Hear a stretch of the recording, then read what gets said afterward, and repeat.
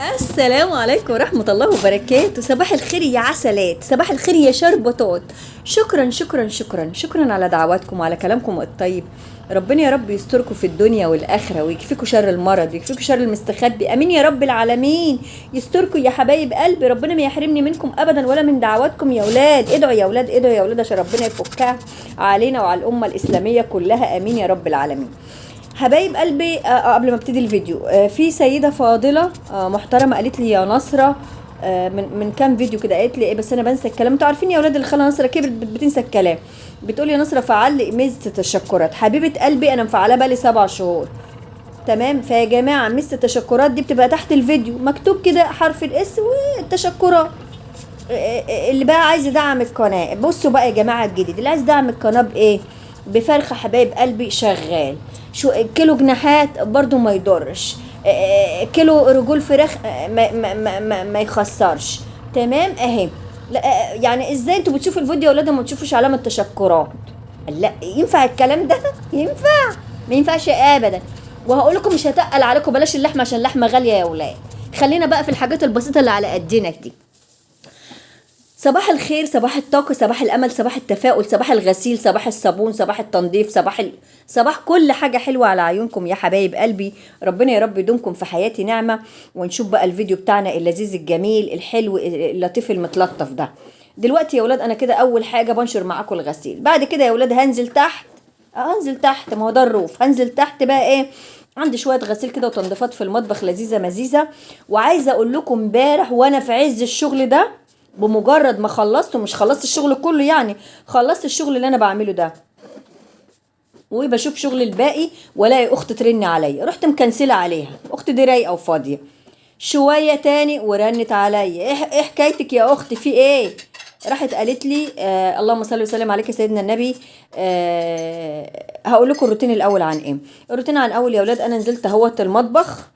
الترابيزه دي كنت خابزه عليها، ايه، كنت خابزه عليها بتاع ده اسمه ايه، هنزله على قناه ام ادم باذن الله، باذن الله. اسمه ايه يا ولاد؟ قولوا معايا، السمبوسك بطريقه سهله جدا وتحدي، والقطنه ما بتكذبش، ان تتحمروها وتقعد لتاني يوم مقرمشه. مش هحلف. جربوها بنفسكم وقولوا لي الموضوع سهل وبسيط. كوبايه دقيق واحده هتعملي منها، انا مش هعملها في الفيديو ده، انا عملتها فعلا، بس هنزلها باذن الله على قناه ام ادم. تمام حبايب قلبي، تابعوا اولاد قناه ام ادم عشان يا اولاد اليوتيوب ما يقفلهاش يا اولاد. تابعوها، وحتى لو يعني هو المفروض اي حد يبقى عنده قناتين، بحيث ان ايه لا قدر الله لو دي حصل في حاجه، اتخطفت، اتسرقت، انتحرت، يبقى في ايه رد فعل، يبقى في قناه تانية، بدل ما نقعد يا ولاد ندور على ميتنا تسخن ما نلاقيش مي. تمام يا حلوين يا مقطقطين يا شربطت، وقومي يا اختي، قومي يا اختي انت وهي يا اختي، تنشطهم وتدلعهم وتشخلعهم وتمخلعهم. قومي يا بنت انت وهي يا بنت، يا بنت سيبك يا بنت من السرير يا بنت، والتعليقات والحكاوي والقهاوي والله ما تنفع بحاجه. قومي يا بنت اعملي طبخه لعيالك، اعملي لبخه لعيالك، ارفي رباط جوزك، اعملي اي حاجه، فكروا له في كارثه تعمليها فيه ايا كان يا بنت، ما تقعدوش ساكته ابدا كده. قومي يا بنت، قومي اسمعي كلام الخاله نصره. المهم يا حلوين، اخت كلمتني والله العظيم، وبرضو من خلال الكلام ده هسألكم، هو فعلا الكلام ده حقيقي؟ انتوا اللي بيتابعوا في مذيعة مشهورة كبيرة، اول حرف من اسمها لام. لا لا. تمام. اول حرف من اسمها، يختار الروتين نسيت اقوله، يخرب بيتك يا نصرة. بصي يا ولاد الروتين، هنضف الشباك ده زي ما انتم شايفين كده، وصبنت الترابيزه، ولمعت الكراسي، وبعد كده هعمل الارفف، وبعد كده هعمل الاسطح، وبعد كده هعمل البوتاجاز، وبعد كده هعمل الايه، اللهم صل وسلم عليك سيدنا النبي، الادراج، درج المعالق يا حبايب قلبي، ودرج الشاي والسكر، لانه الحياه صعبه صعبه صعبه. وزي ما انتم شايفين القطنه ما بتكذبش، الازاز كان فعلا ديرتي جدا من ايام المطره، ما خدتش بالي منه، فكان عليه ايه منقط بتراب كده، فنضفته. تمام. وهكنس الارضيه كده، وكل الشغل ده يعني ايه، ربنا يقوني. وادعوا لي يا اولاد بالصحه والستر يا اولاد، ادعوا لي والله يا اولاد، انا داخله على مرحله صحيه مش احلى حاجه، بس طبعا مش بديكوا طاقه مهلبيه، بس ادعوا لي يا حبايب قلبي، والله العظيم ربنا هو العالم بكل واحد، والشكوى لغير الله مذله. تمام. وانا يا ولاد مش بشتكي، انا بدردش مع اخواتي واصحابي. هو انا بشتكي يا ولاد اقول مش لاقيه اكل، مش لاقيه البس، مش لاقيه، مش لا يا ولاد انا ما بشتكيش. المهم يا ولاد، انا بحكي لكم اللي حصل بسخريه. يعني انا بسخر من المواقف. تمام. المهم اختي دي وكمان عايزه برضو اخد رايكم، لان انتوا يعني انتوا برضو اصحاب الفضل عليا بعد ربنا سبحانه وتعالى. طب اصحاب الفضل في ايه يا نصره؟ انتوا يا ولاد دايما تقولوا لي مثلا، زي انتوا مثلا قلتوا لي يا نصره هات الغساله. اي نعم، انا لسه لغايه دلوقتي ما شغلتهاش لان الغساله خرطومها بينقط، الحمد لله يعني. وبتقولوا لي مثلا يا نصرة عشان تريحي نفسك يا نصرة مش عارفة هاتي مطبقية. ففعلا والله العظيم انتوا بتفيدوني، يعني انتوا علاقتي بيكم وكلامنا مع بعض ودردشتنا مع بعض بتفيدني. فربنا يا رب يدومكم في حياتي نعمة ويستركم في الدنيا والآخرة. المهم اختي بتكلمني بتقول لي واحدة جارتها كلمتها وقالت لها ان المذيعة الكبيرة دي كانت لها برنامج امبارح ولا اول امبارح. بتقول ايه بقى؟ بتقول ايه؟ بتقول العاملات او الناس البسيطة اللي زي حالاتي هيعملوا لها معاش. انتي يا اختي اكتبي اسمي واسمك عشان يعملوا لنا معاش، الحكومة تعمل لنا معاش اللي يزعلكم. روحي المكتب. فانا قلت لها مكتب ايه؟ مكتب المخدماتيه يا اختي، ولا مكتب العمل، ولا مكتب ايه؟ ما انا مش عارفه مكتب ايه اللي اروح، ولا الشؤون الاجتماعيه. الشؤون الاجتماعيه دي انا ما طلعليش منها معاش والموضوع فاشل. تمام. ويوم ما كانوا يعملوا لي 300 جنيه، 320 جنيه حاجه كده يعني. تمام. لان اختي بتاخدهم 300 وبتاع ده، واختي عامله معاش لنفسها. تمام. فسالتها قالت طب انا هقفل وهسال تاني. راحت سالت الست تاني قالت لها اي مكتب، خدوا بالكم الكلمه دي، اي مكتب عام، يعني المكاتب اللي بتشغل الناس في البيوت دي، تروحي وتحطي اسمك. حط اسمي على ايه ونيله ايه؟ طبعا يعني انا مش مقتنعه بالكلام ده. وخدي بالك بقى اللي انا مقتنعه بيه بقى اللي انا هقوله لكم بعد كده ده، ان انت لو ما حطيتيش اسمنا ما حطيناش اسمنا، يعني ايه اللي هيحصل؟ اللي يحصل ان احنا ندفع غرامه. احنا كده كده بندفع غرامه من غير حاجه. الحمد لله يعني، دي اللي انا مصدقاه. لكن ان احنا، المهم اختي قلت له اختي انت نايمه في البلوزه.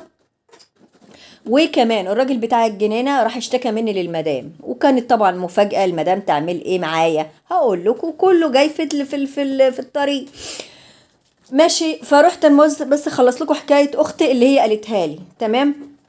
اللهم صل وسلم عليك يا سيدنا النبي. راحت اتكلمت تاني وراحت قالت لي ايه رحت قلت لها يا اختي انت عايشه في ميه البطيخ، انت عايشه في ميه البطيخ يا اختي فتحي. فلوس ايه اللي الحكومه هتدينا يا اختي؟ اختي كيلو رز هيبقى ب50 جنيه يا اختي، مش عارفه ايه.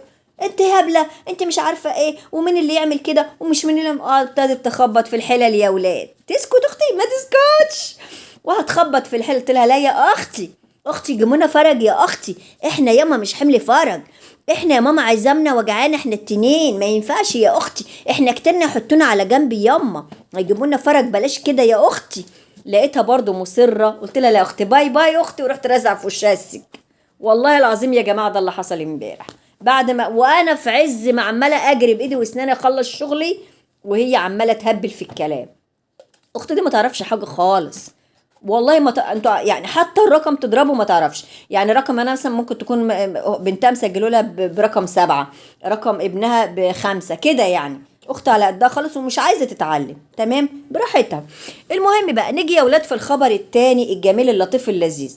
طبعا انتوا يا ولاد في واحد بيجي متخصص للجنينه، بيجي يومين في الاسبوع. الصراحه يا ولاد ربنا يديه الصحه، بيجي يوسخ ما بينضفش، بيجي يوسخ ما بينضفش. الدرج ده يا ولاد كان جيت لقيته ملزق مكبوب في نسكاويه وبتاع، لان ايه هنا يعني في الحاجات المشروبات وكده، وكمان في الكاتل زي ما انتوا عارفين كده. فاللي بيجي يعمل بيوقع في الدرج، والقطنه ما بتكذبش. نعمل ايه يا ولاد؟ نشيل يا ولاد الدرج كده ونشيل كل الحاجات اللي فيه وننضفه. هعمل ايه يا ولاد؟ ما هو ده شغل واكل عيش وربنا يقوينا عليه. المهم يا حبايب قلبي، اللهم صل وسلم عليك يا سيدنا النبي. جيت قلت للمدام مرة واتنين وتلاتة، قلت لها يا مدام اللي بيجي يعمل الجنينة ما بيشيلش حاجة من مكانها. يعني ازاي؟ يعني يا جماعة ممكن نادرا ما يشغل الخرطوم، لان اصلا الجنينة فيها رشاشات. تمام يا ولاد. فالرشاشات دي هي اللي بتشتغل، لكن ممكن يرش بتاع. المهم يعني هو لو عمل غالبا يعني ساعات بيعمل الكلام ده، بيخلي الدنيا كلها طين. ابقى انا منضفه وملمعه، والمشايات اللي هي الارضيه، يعني المشايات اللي هي الارض المط اللي هي باينه دي نظيفه ورقيقه وشريفه، الاقيه وسخها. كمان حديد وبعيد ان هو يشيل ورقه شجر من على البلاط. مش عارفه يا ولاد هي الجنينه دي مش تبع الجنينه؟ يعني هي الجنينة 20 جنينة، ما هي جنينة واحدة يا ولاد. الجنينة فيها قاعدة حواليها محاطة الطين والزرع، طب ما دي تبع دي ولا ورقة واحدة يشيلها. وغير كمان ما بيجي والله يوسخ. فقلت لها مره واتنين وتلاته بيني وبينكم، واتغصت بقى منه صراحه، اتغصت منه. قلت له يا ريس حضرتك بتيجي تعمل الجنينه تمام، انت ليه يا ريس ما بتشيلش الورق ده وما بتعملش ده وليه مش عارفه كله؟ والله يعني انا مش، هو مش شغال عندي، وحتى لو شغال عندي هكلمه بادب، انا بتكلم باحترامه بكل ادب. المهم تقريبا راح لرئيسه الراجل اللي هو مدير الانفار ولا رئيس الانفار ولا رئيس الغفر ايا كان يعني، وراح وقال للمدام، والمدام زعلت مني وقالت لي بقول لك يا نصره مالكيش دعوه باللي يجي واللي ما يجيش واللي ينظف واللي ما ينظفش. طب يا جماعه ما هو اللي ما بينظفش، يا جماعه ما هو لما بيجي حد يشتغل وما يعملش شغله انا اللي انا اشيله انا ليه يا جماعه؟ ليه اشيله؟ هو انا مش لاقي حاجه اشيلها؟ انا عندي حاجات كتير اشيلها، انا ممكن اشيل الواد من الارض يا اختي. يا اختي قولوا لي يا جماعه، قولوا لي ايه الحل؟ قولوا لي ايه الحل لما انت يا مدام يعني لا مؤاخذه. طب يعني انا والله العظيم يعني بستعيب ان انا ممكن ما اعملش حاجه وتيجي هي من بره تلاقيها مش نظيفه، ده يعني ببقى احس انها عيبه في وشي، فده ما ينفعش. ليه انا يعني انت حضرتك كلميهم.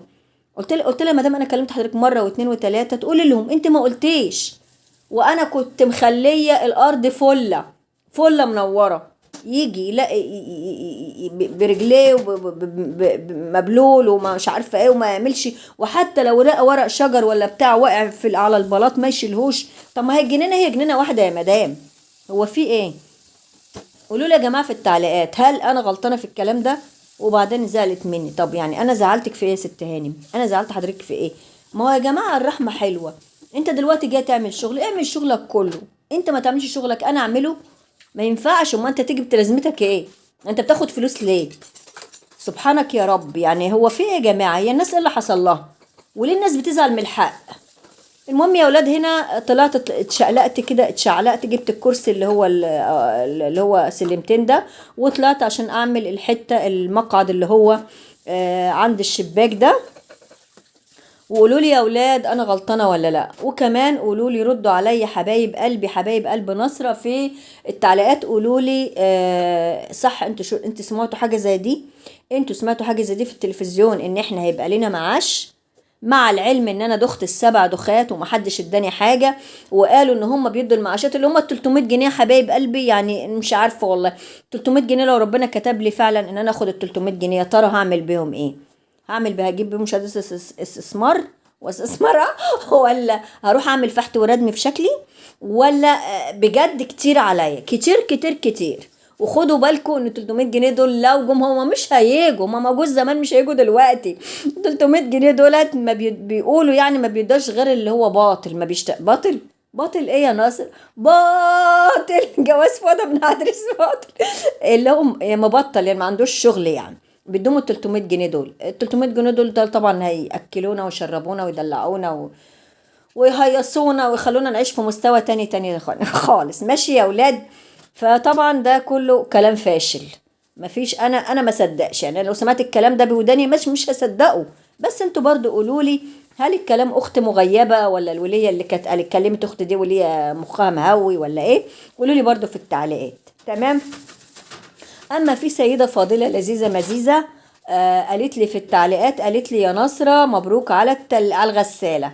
حبيبه قلبي الغساله ما شاء الله داخله في شهر، بس للاسف انا ما شغلتهاش لان حبيبه قلبي الخرطوم. وانا يا جماعه كلمت الشركه امبارح، كلمت الشركه وانا في الشغل، والراجل بعت لي على الواتساب معرفش تعملي ايه وتسوي ايه ومدرك ايه.